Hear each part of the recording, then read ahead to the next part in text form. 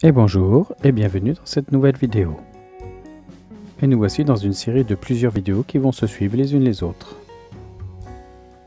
L'idée c'est de faire le tour des scies sauteuses et un petit peu plus de comprendre les choses. En effet, quel choix? Quel type de poignée? La puissance? La gamme de prix? Pas évident tout cela.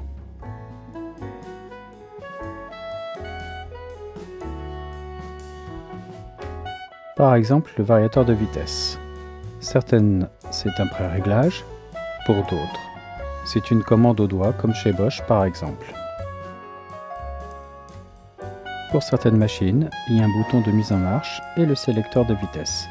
Pour d'autres, c'est le même bouton qui fait office de mise en marche et de sélection de vitesse.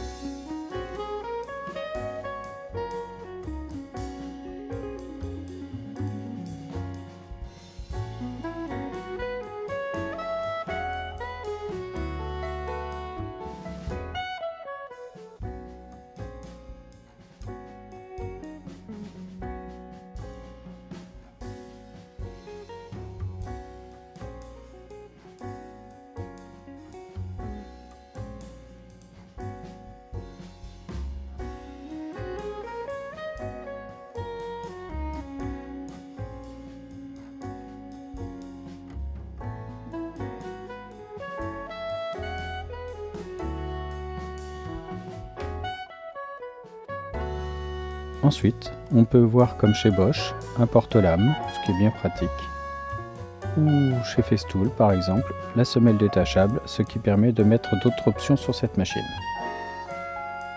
Mais la première des choses déjà à voir, c'est la tenue en main. En effet, il y a l'option champignon et l'option poignée. Il est vrai que du côté professionnel, on trouve beaucoup plus de machines en version champignon, mais on commence aussi à trouver des versions champignons du côté du grand public. Et nous verrons un peu plus tard l'avantage de l'un et l'avantage de l'autre.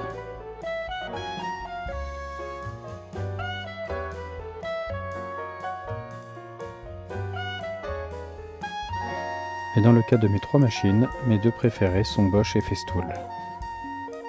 En effet, la machine Parkside est une machine assez lourde et surtout un peu grosse pour ma main. J'ai un petit peu de mal à la saisir et donc faire des découpes est plus compliqué.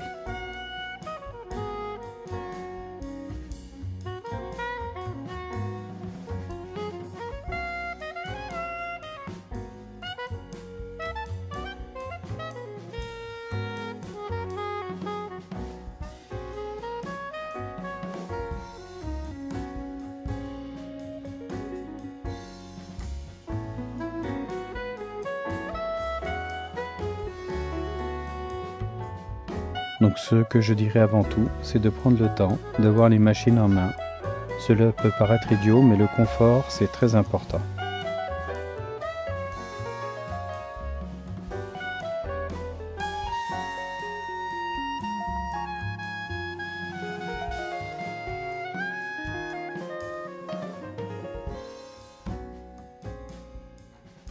On ne doit jamais oublier que la scie sauteuse, si on doit faire des découpes assez longues, doit pouvoir se tenir très longtemps. Donc le bois comme l'ergonomie sont des choses à prendre en compte. Ensuite, l'accès aux commandes est aussi quelque chose d'important.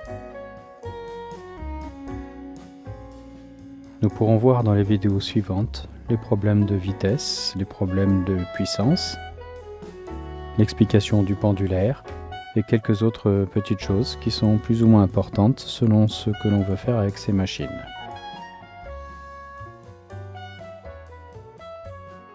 Et je vous dis à très bientôt pour une nouvelle vidéo. Ciao ciao!